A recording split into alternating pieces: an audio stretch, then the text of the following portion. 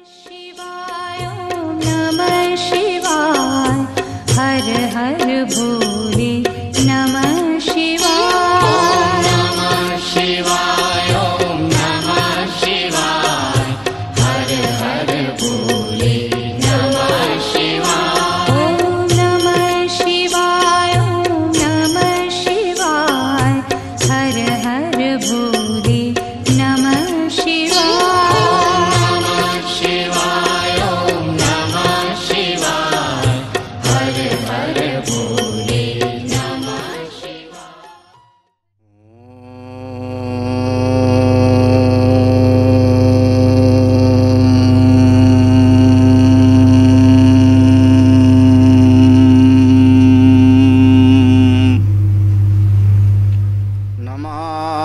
भगवत्पादं शंकरं लोकशंकरं।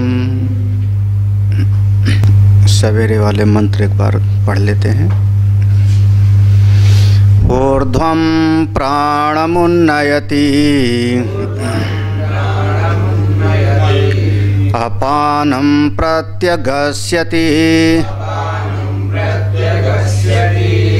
मध्ये वामनमासीनं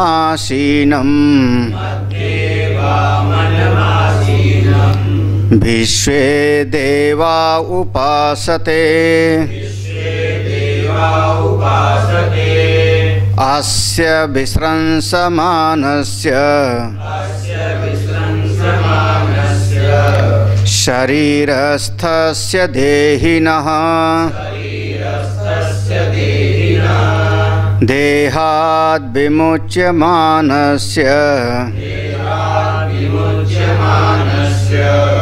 किमत्र परिशिष्यते एतद्वै ततो न प्राणेन न पानेन मर्त्यो जीवति कश्चन इतरेण तु जीवन्ति यस्मिन्नेता उपाश्रितो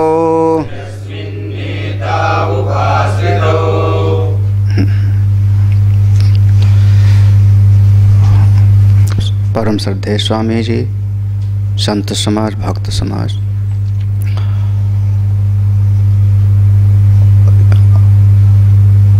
अपने आत्मस्वरूप का कुछ पहचान बता रहे हैं।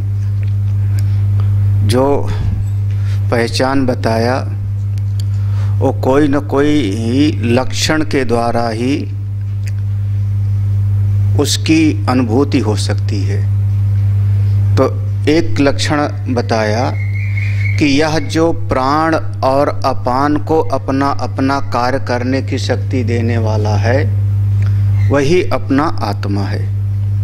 प्राण भी उसी की शक्ति से काम करता है और अपान भी उसी की शक्ति से काम करता है।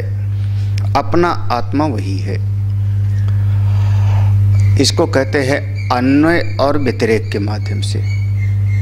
फिर व्यतिरेक के माध्यम से बताया कि यह जो शक्ति देने वाला है अगर इस शरीर से निकल जावे, आस्य विस्रंसमानस्य शरीरस्थस्य देहिना, इस शरीर को ये छोड़ करके निकल जावे तो किमत्र परिशिष्यते, फिर यहाँ क्या रह जाता है। तो दो तरीके से बताया।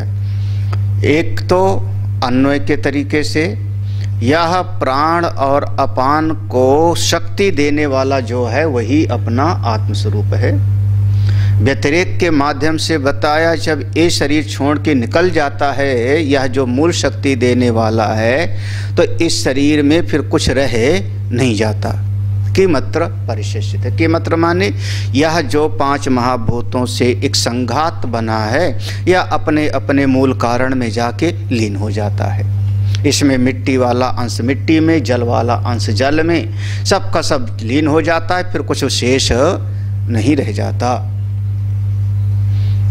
एक संभावना हो सकती है, जो श्रवण करने वाला है उसके चित्त में एक संभावना हो गई कि ठीक है, यह जो प्राण और अपान है, फिर तो यही इस शरीर में चलता रहता है तो जीवित है, और इस शरीर से निकल जाता है तो हमारी मृत्यु हो गई।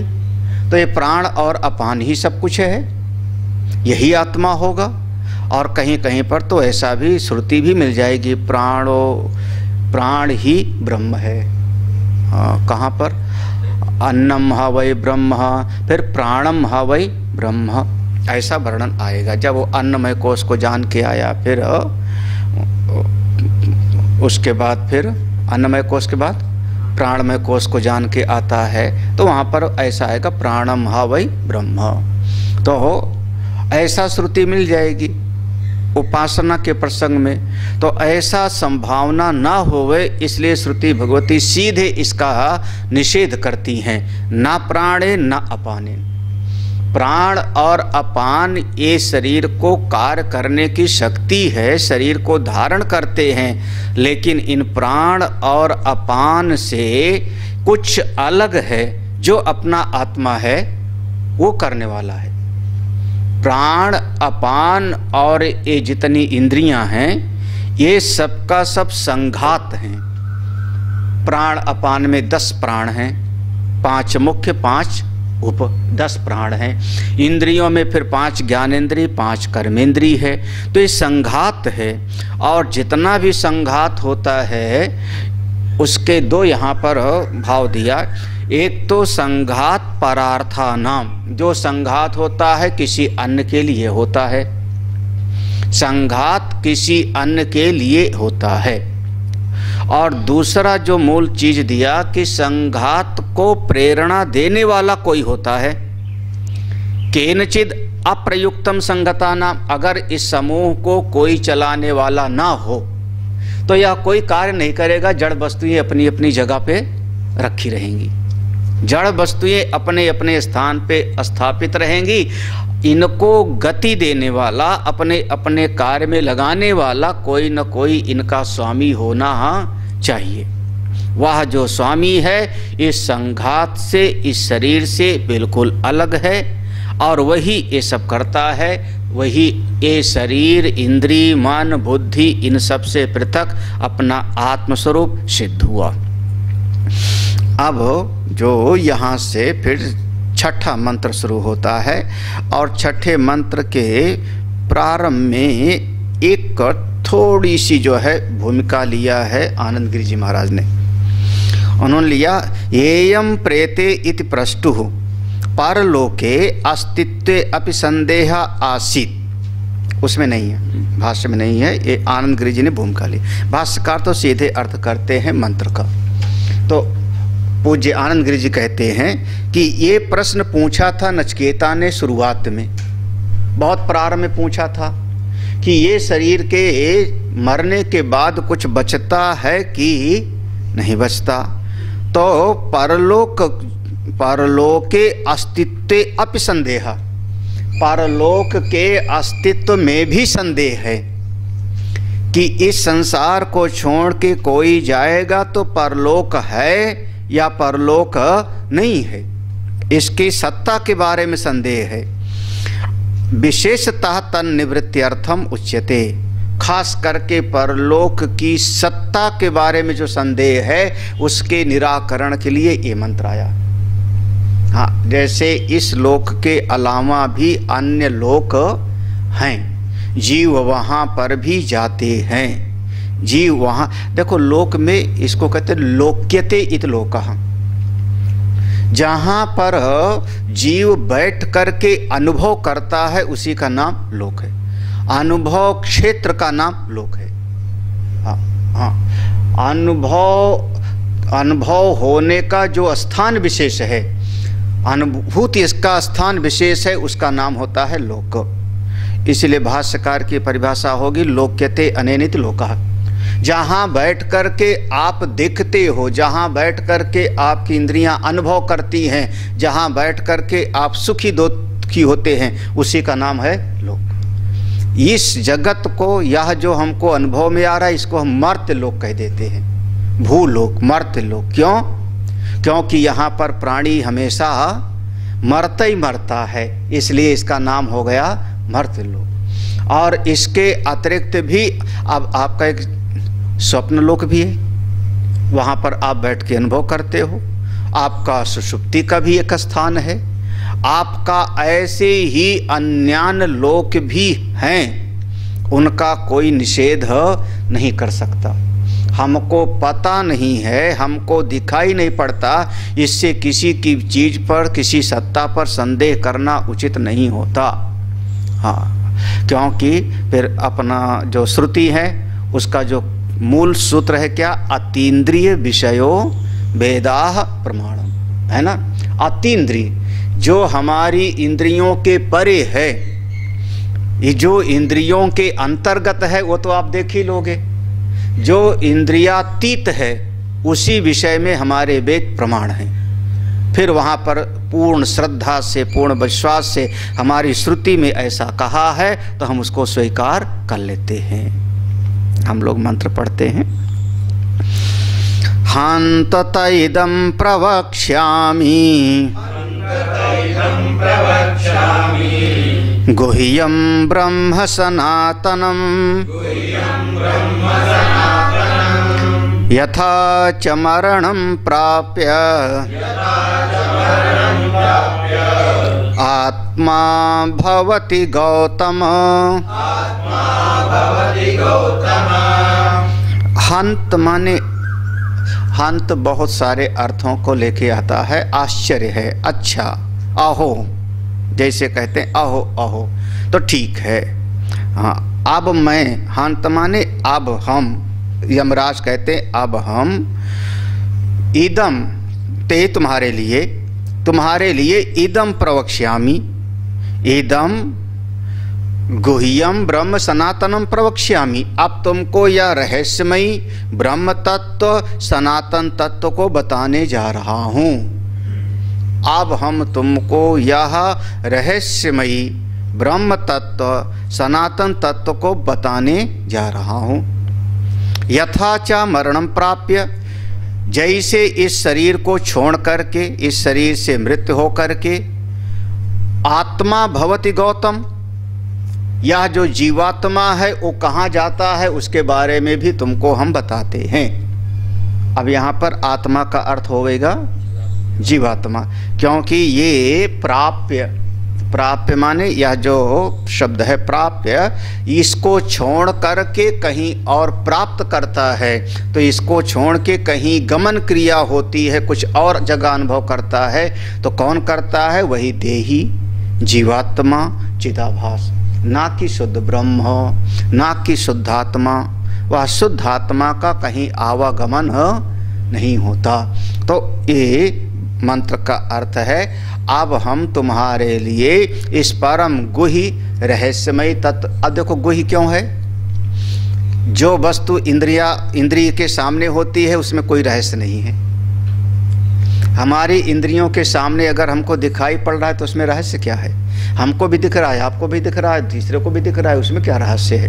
रहस्य कौन सी चीज होगा? जो कोई देख नहीं पा रहा है, कोई सुन नहीं पा रहा है। 50 लोग बैठे हैं, उनमें किसी को न दिखाई न सुनाई पड़ रहा है, तो हम किसी के कान कहते सुन को तुमको एक राज की बात बताते। गुही माने जो अदृश्य तत्व की बात है, जो इंद्रियातीत की बात है, वह परम सनातन ब्रह्म की बात बताते हैं। एक तरीके से प्रतिज्ञा वाक्य है। हे गौतम, यहाँ गौतम संबोधन है। हे नचिकेता, तुमको मैं उस तत्व को बात बताता हूँ। एक प्रतिज्ञा वाक्य है। आज इसका जो है, जो अगला वाला मंत्र है उसकी जो है स्तुति है, उसकी भूमिका है। श्रुति भगवती खुद भूमिका बना रही। भाष्य देखते, हंत इदानीम, भाष्यकार ने हंत का अर्थ लिया इदानीम, अब प्रसंगांतर, थोड़ा विषयांतर कर रहे हैं। इसके बहुत सारे अर्थ आएंगे हंत का। तो ये क्या निपात तो नहीं है ना? हंत निपात तो नहीं है। आश्चर्य बोधक है, आश्चर्य बोधक है। हाँ, भाष्य में क्या ले, टीका में क्या वहाँ लिखा? आहो, आश्चर्यजनक। हाँ ये, हाँ हाँ, ये तो इदानीम माने प्रसंगांतर हो गया। जो पूर्व का प्रसंग हो रहा था उससे थोड़ा सा विषयांतर हो रहा है, इसलिए जैसे कभी अत का प्रयोग कर देते हैं तो हंत, अब इदानीम पुनः अपि ते तुभ्यम इदम गुह्यम गोप्यम ब्रह्म सनातनम चिरंतनम प्रवक्ष्यामि। इदानीम पुनः अपि, फिर से, ते तुभ्यम, तुम्हारे लिए, इदम गुह्यम, इस गुह्य, गोप्य, रहस्यमयी, सनातन ब्रह्म, चिरंतनम, अनादिकाल से जिसका कोई आदि और अंत नहीं है, उस तत्व को बताने जा रहा हूँ। अब मैं तुम्हारे लिए इस रहस्यमयी अनादि अनंत स्वरूप आत्मा की बात बताने जा रहा हूँ। यद विज्ञानात् सर्व संसार उपरमो भवति, जिस तत्व के ज्ञान से सर्व संसार, संसार के समस्त यह द्वंद्वों से, संसार के समस्त आकर्षण से उपरमो भवति, उपरम हो जाओगे। सर्व संसार, सर्व संसार में दोनों चीज आएगा।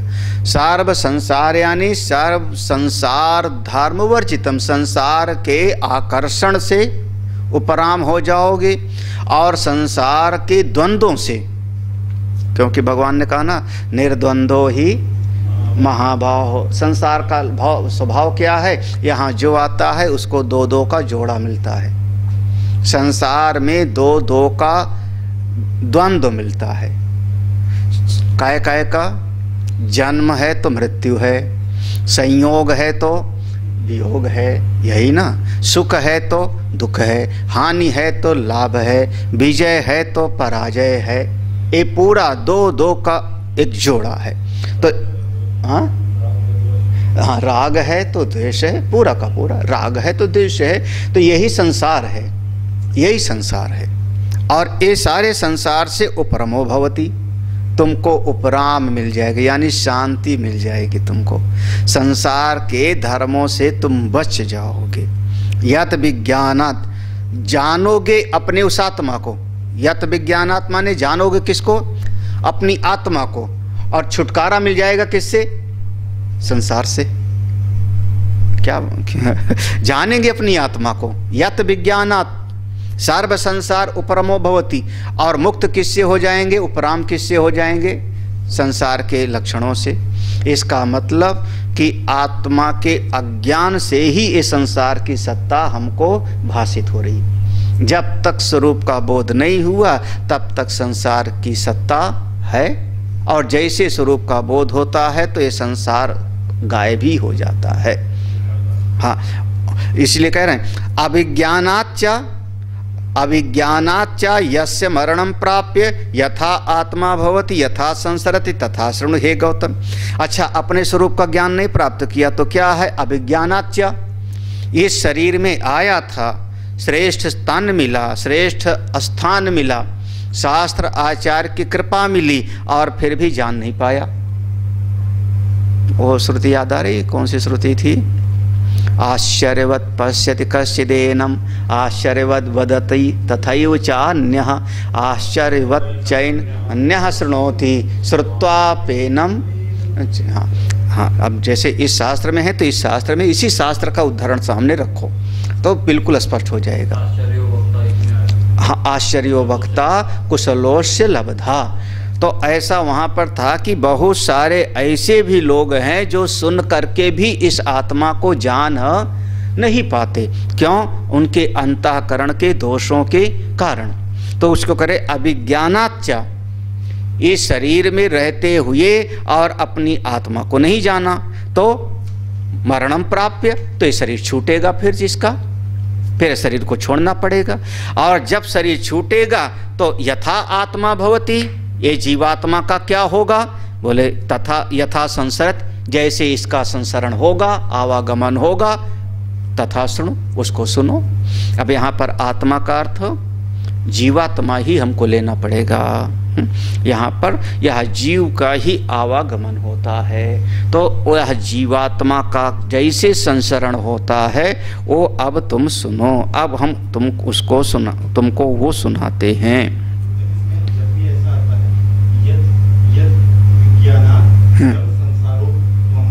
हाँ,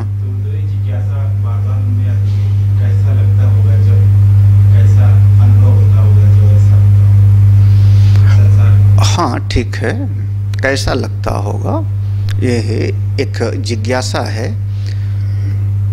अब बहुत सारी चीज़ें हैं, तुम हमसे पूछो कैलाश में पहुंच के कैसे लगता है, वरुण से पूछ के बताना हमको। ये गए हैं, हम लोग साथ गए थे, है ना। कैलाश मानसरोवर पे पहुंच के मानसरोवर में स्नान करके कैसा लगता है, कैसे बताएंगे, बता दे मैं ठीक ठीक, तुम उसको बताना। अगर ठीक ठीक बता दे मैं तो हमको बताना, है ना। नहीं कैसे लगता है बताओ।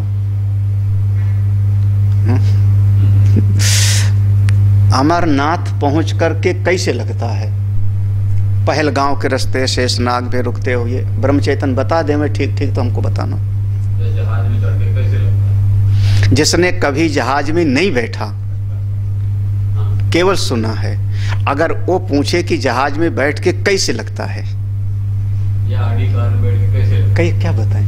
पहले अच्छा ये बताओ, तुम बैगनार में हाँ? बैठ रहे हो, हाँ, मूक स्वादनवत, मूक स्वादनवत कैसे लगता है, क्या बताएं। हाँ, ओंकारण से पूछो कैसे लगता है कैलाश पहुंच के।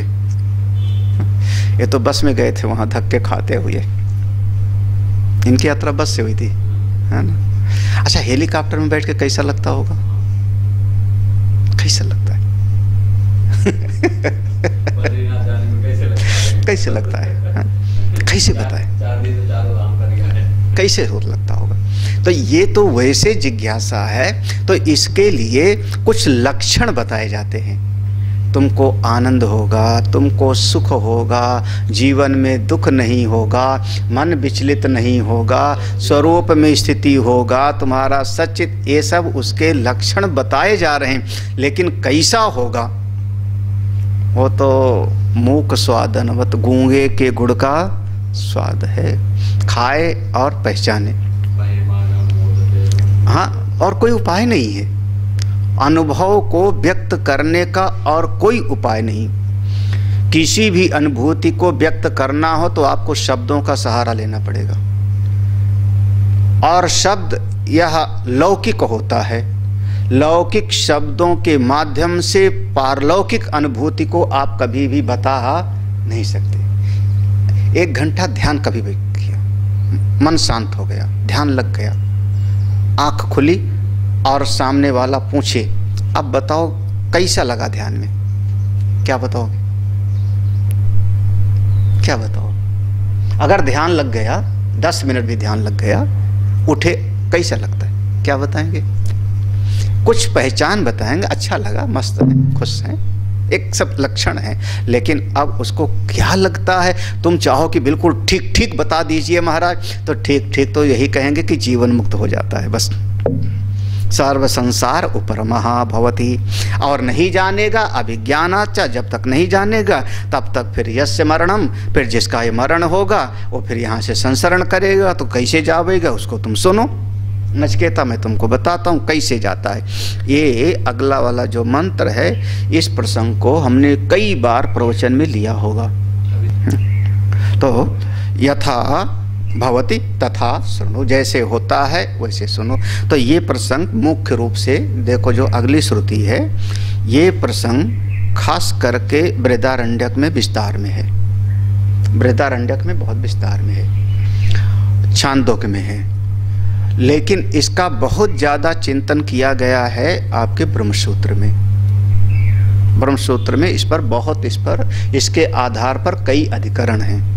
यह जो जीव इस शरीर को छोड़ के जाता है तो कहाँ जाता है, कैसे जाता है, क्या होता है, तो हम प्रवचन में इस विषय को कई बार समझा चुके हैं। याद होगा ना कि 4 प्रकार के होते हैं, जो 4 प्रकार के होते हैं। जो बहुत पाप करते हैं उनकी यहीं पर उनकी कोई गति नहीं प्राप्त होती, याद है ना, जायस्व मृयस्व, रोज मरे, रोज मरो और रोज जियो। जायस्व मृयस्व ये पहली चीज हो गया।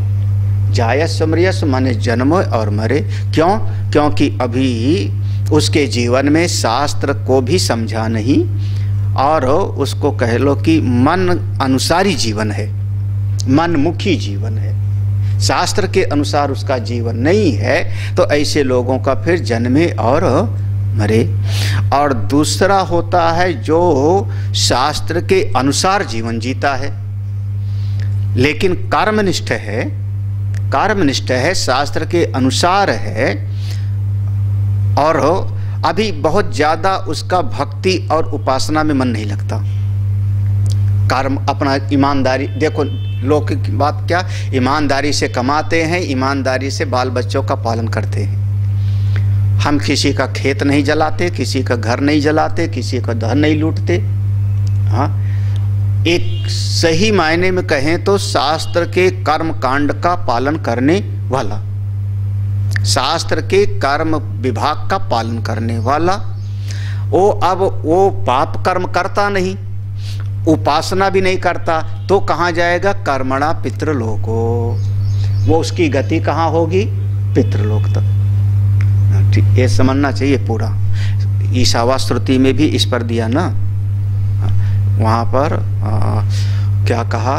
अंधम तमः प्रविशन्ति ये विद्याम उपासते ततो भूय युते तमः या उ विद्याया गुमरताः अन्यद एवाहुर अविद्यया अन्यद आहुर विद्या इति सुश्रुम धीराणाम ये नस्तत याचक्षरे।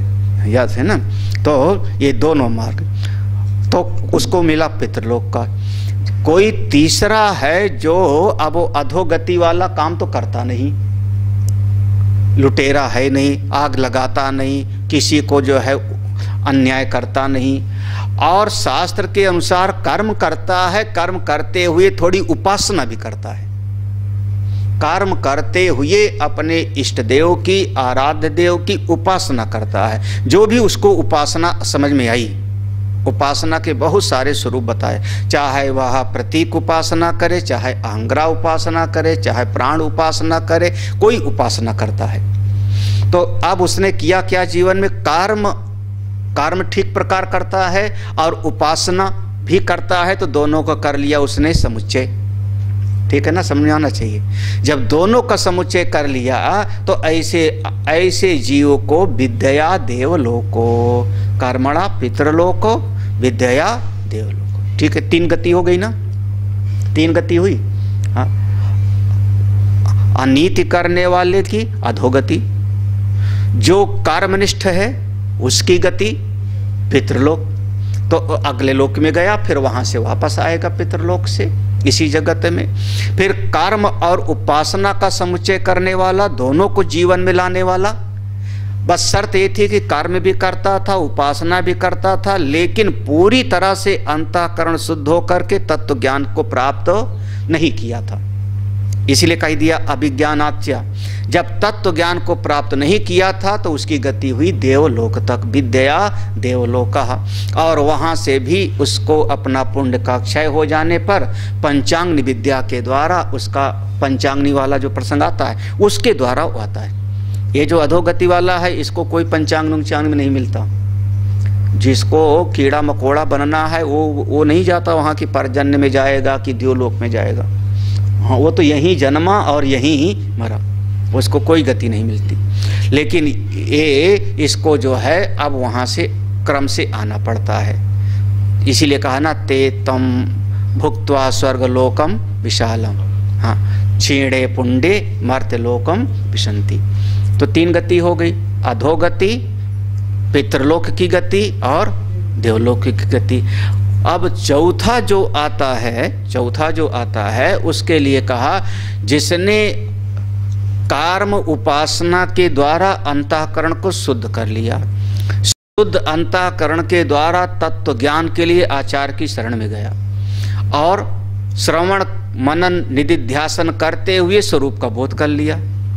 जब स्वरूप का बोध कर लिया तब बोले अत्रैव विलीयन्ते, फिर उसका सब का सब यही छूट जाता है। उसने समझ लिया कि सारा का सारा स्वप्नवत है ना, तो फिर उसका ना कहीं जाना होता है और ना कहीं आना होता है। क्या कहा था? विमुक्तश्च विमुच्यते।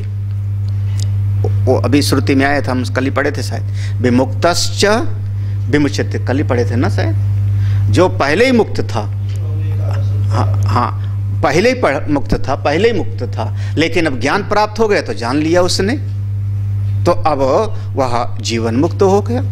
अब उसको कहीं आना जाना नहीं होता। ये गति है, इसका निरूपण शास्त्रों में बार बार तरह तरह तरीके से किया जाएगा। संक्षेप में इस सिद्धांत को याद रखना है। इसकी प्रक्रिया में बहुत सारी बातें हैं, लेकिन इतना जो है ध्यान रखना है।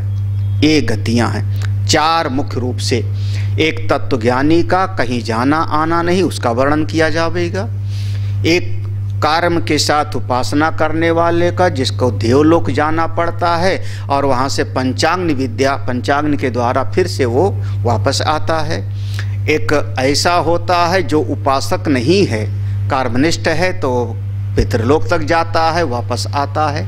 और एक होता है जो पूरी तरह से अधोगति में जाता है। क्यों जाता है, क्यों जाता है? तो श्रुति अभी कहेंगी यथा कर्म यथा श्रुतम।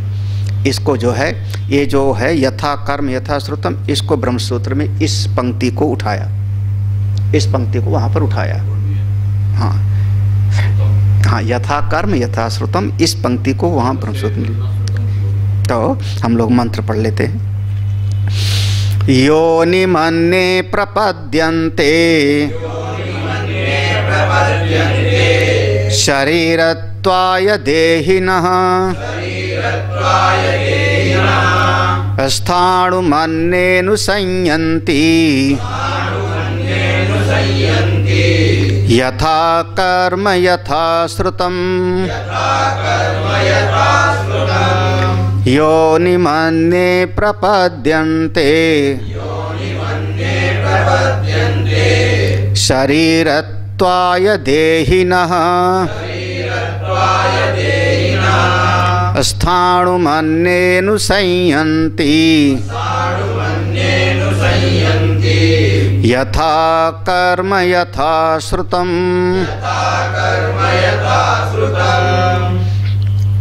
इसको थोड़ा सा जो है आप अन्वय की दृष्टि देखना। देहिनः यथा कर्म यथा श्रुतम्, यहाँ से लगाना।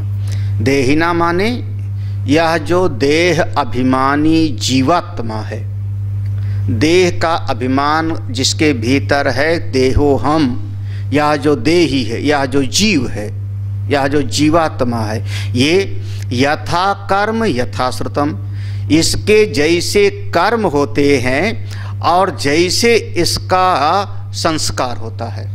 श्रुतम माने यहाँ पर श्रवण कर कर के जो संस्कार इकट्ठा हुआ, तो इसके जिस प्रकार से कर्म होते हैं और श्रवण करते करते जैसे इसका चिंतन होता है, उसी के अनुरूप शरीरत्वाय योनिम अन्य प्रपद्यन्ते, किसी अन्य योनि को धारण करने के लिए चले जाते हैं।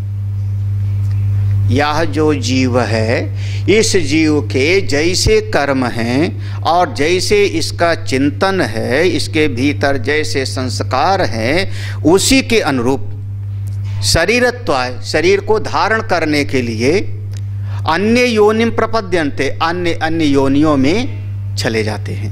शरीर प्राप्त करने के लिए।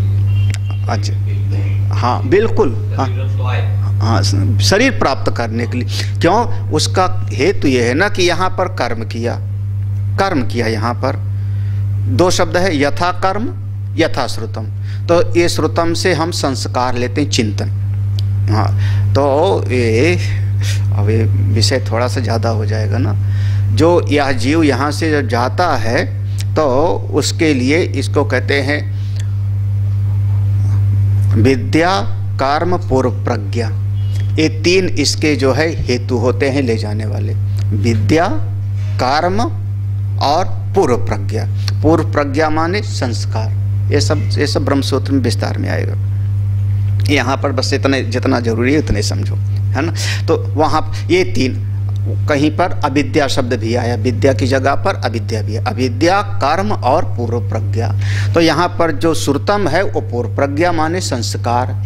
संस्कार कैसे बैठा? चिंतन करते करते, चिंतन करते करते। हाँ, ये सुना है ना कि जैसा चिंतन करोगे वैसे जीवन हो जाता है। भृंगी कीट न्याय सुना है?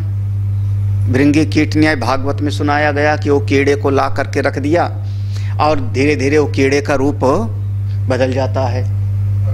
हाँ, भृंगी कीट न्याय में दत्तात्रेय जी ने कहा, राजन यदु, मैंने भृंगी को अपना गुरु बना लिया। पूछा क्या सीखा उससे?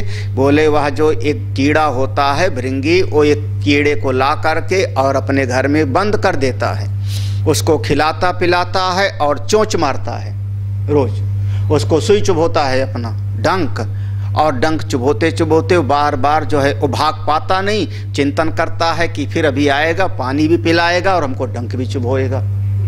तो वो चिंतन करते करते करते करते उसके फिर पंख निकल आते हैं, उसका शरीर का आकार बदल जाता है, और वो जो मिट्टी का घोंसला जैसा बना, मिट्टी का दीवार में बना होता है कहीं कहीं पर। हाँ, पुराने कच्चे घरों में बहुत होता था।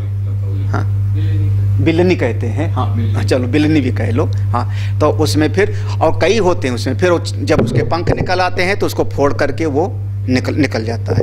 तो उसमें जो जीव विज्ञानी हैं, वो जीव विज्ञानी लोग कहते हैं कि जब वो डंक चुभोता है तो वो अपने भीतर का जो कुछ तत्व हैं, सेल्स, वो उसमें जो है हार्मोन्स ट्रांसफ़र हो जाता है, उनका ये कहना है। हाँ, हम लोग कहते हैं कि वह कीड़ा चिंतन करते करते वही हो जाता है। या मति सा गतिर भवे।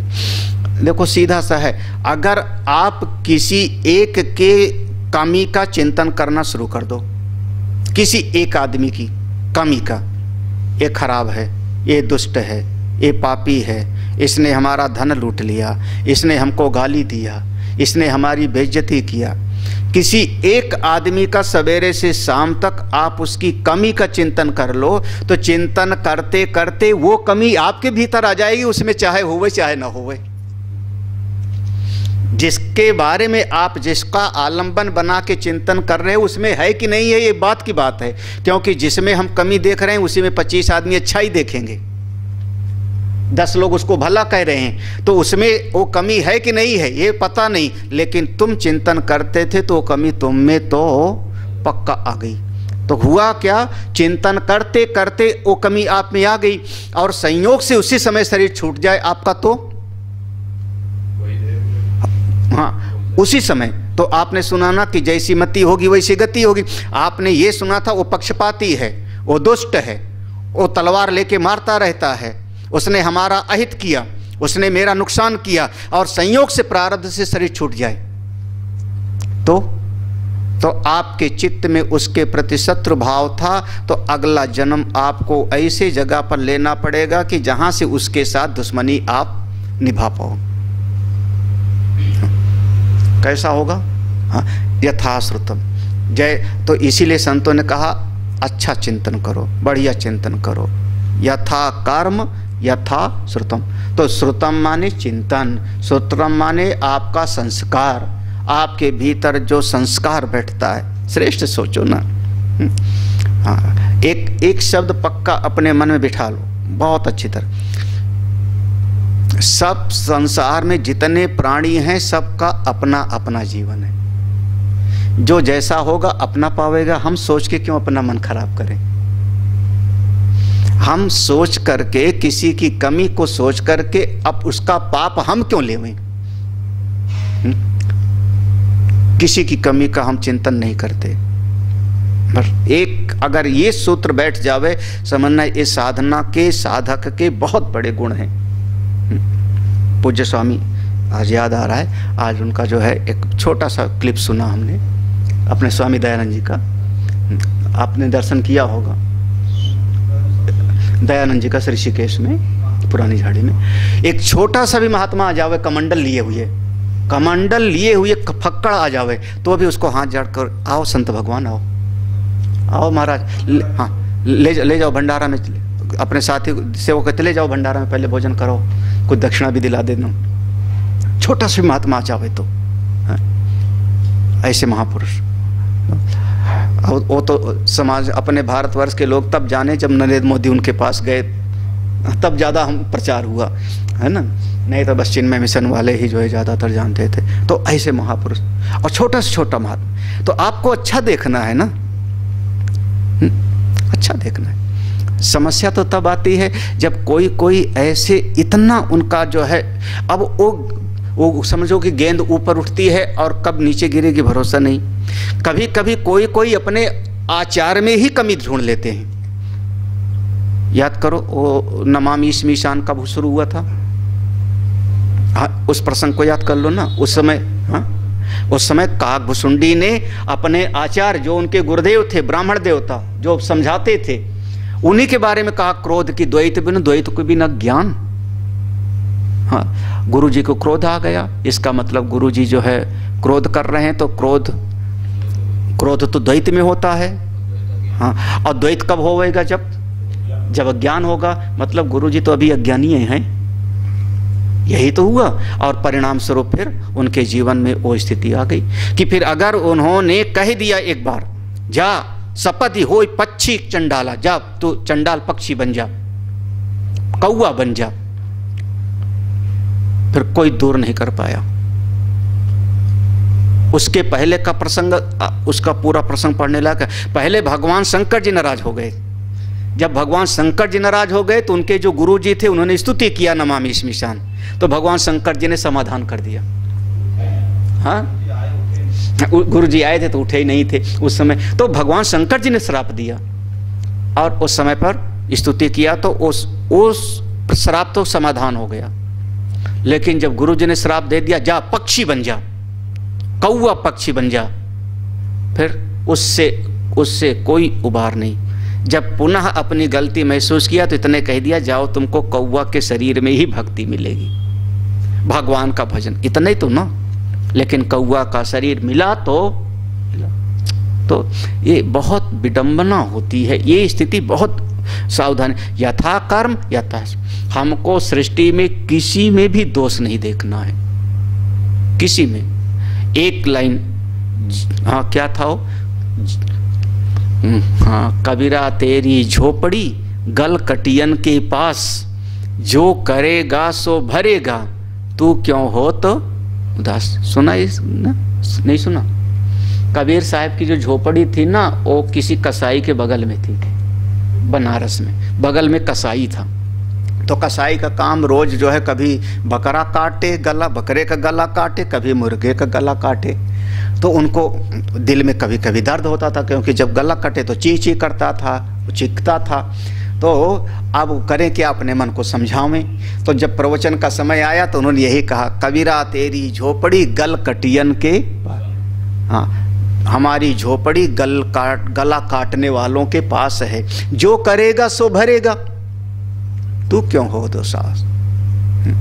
अपने भीतर वो नहीं लाना। ये पंक्ति आपको ब्रह्मसूत्र में जाएगी। इसलिए जो है इस पर जो है यथा कर्म, यहाँ इतना ही समझना, बस इतने। जैसा कर्म होगा और जैसा श्रवण होगा उसी के अनुरूप उसको अपना शरीर प्राप्त होगा। इसको सरल भाषा में क्या हम भागवत वगैरह में क्या सुनाते हैं, किसी का मन अगर दयालु होगा तो उसको उस ज्ञान प्राप्त नहीं हुआ, ऐसे शरीर में जाना पड़ेगा जहां से वो सबका भला कर सके।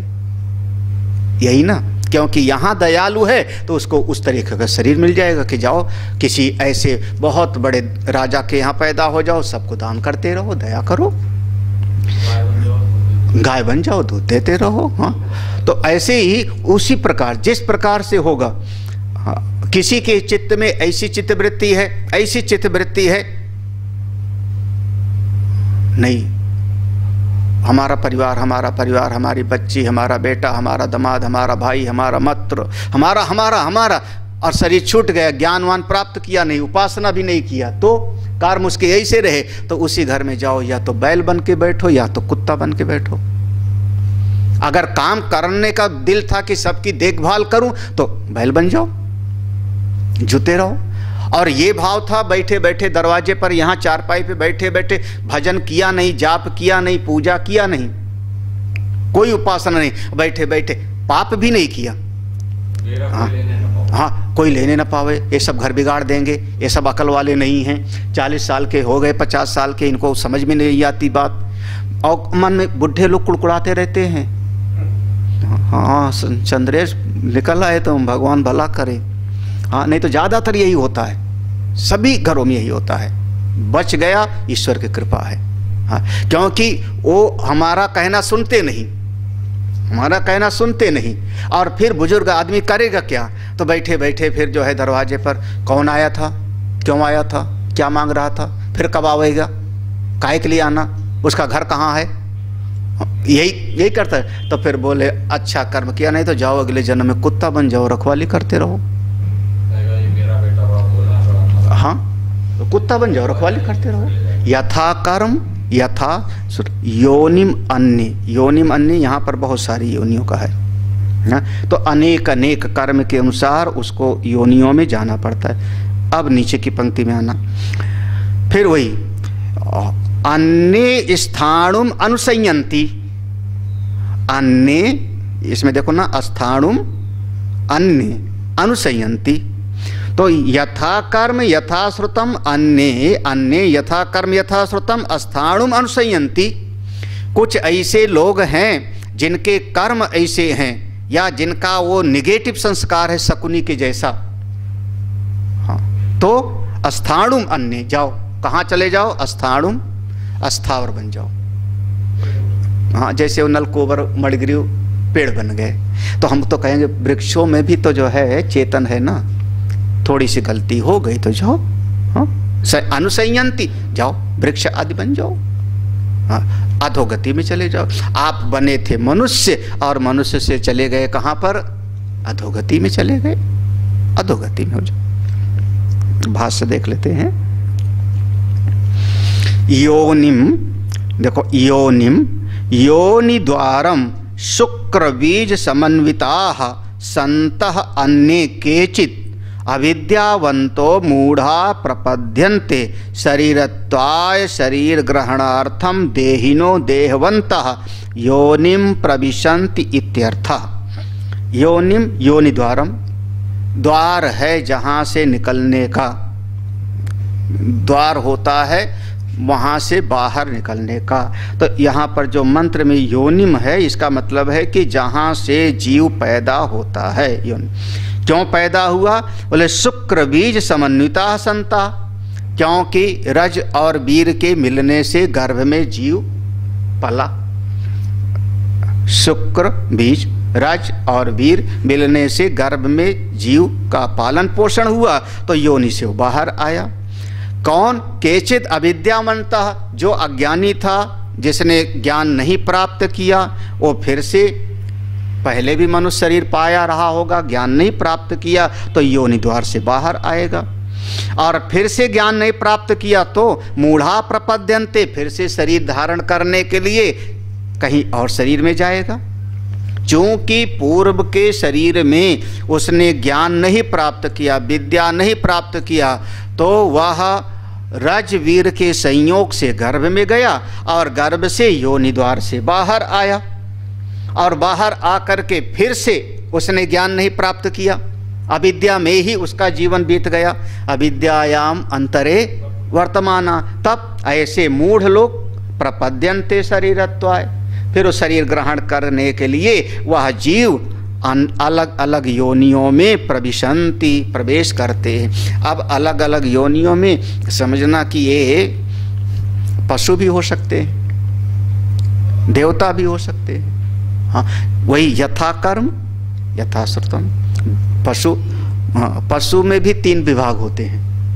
हाँ, कुछ पशु होते हैं जो पूजनीय होते हैं। कौन, आपकी गाय है ना, गाय हो गया।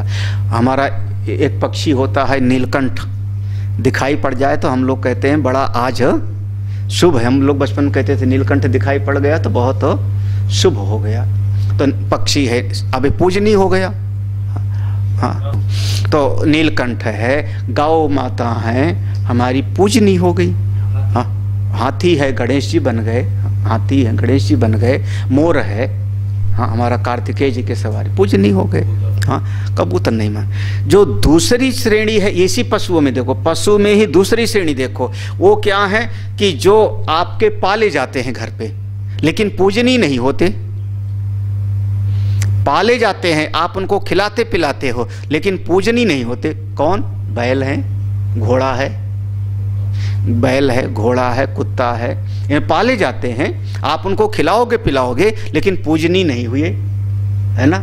तो कौन हो गए? वो सत्वगुणी हो गए, वो रजोगुणी हो गए। मतलब वो थोड़े उसमें भी कर्मों में भी थोड़ा उत्तम रहा होगा, घोड़ा है, गधा है। वो मध्यम रहा होगा। हाँ, गधा है, घोड़ा है। और पशुओं में भी तीसरी श्रेणी है जो दरवाजे से दरवाजे पर आ जाए तो डंडा लेके खेदो खेदो, भगाओ भगाओ, कोई पालता नहीं उसको। कौन? अब उसमें हिसाब लगा लो। हाँ, हम जंगली भेड़ियाँ हैं, हाँ भेड़ियाँ हैं, शेर हैं, अपना ये सारे के सारे जिनको देखते ही आदमी दूर भाग जावे। बहुत सारे जंगली जीव जंतु हैं, पशु आदि हैं, है ना। तो अब वो सब का सब वो तमोगुणी मान, वो तमोगुण प्रधान हो गए, और रजोगुण प्रधान हो गए, और सत्वगुण प्रधान हो गए। अब ऐसे हिसाब लगा लेना पूरा का पूरा। अस्थावर जैसे हुए, देखो फिर ये देहधारी देवता में भी जैसे 3 विभाग हो जाएंगे।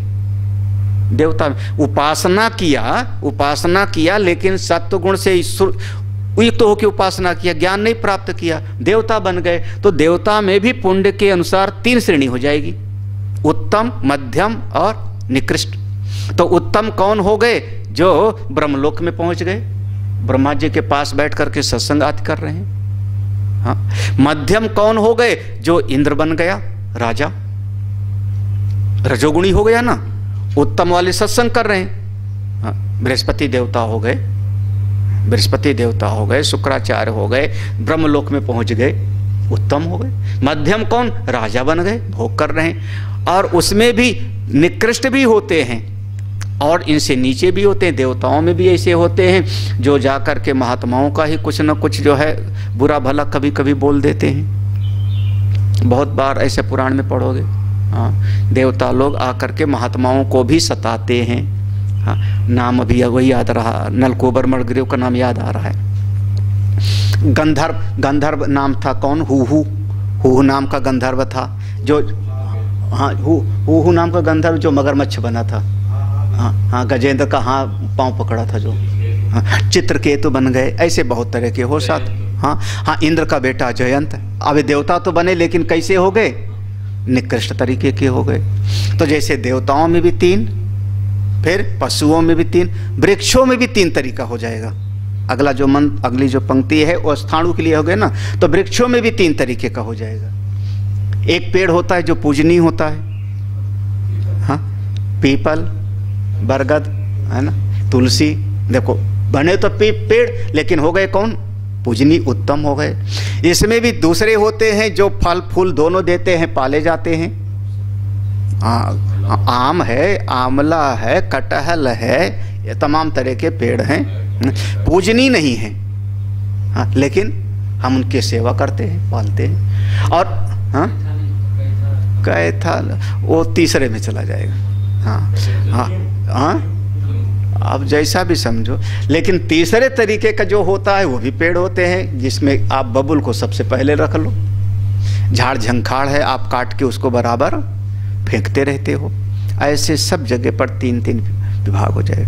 अगली पंक्ति देखते हैं।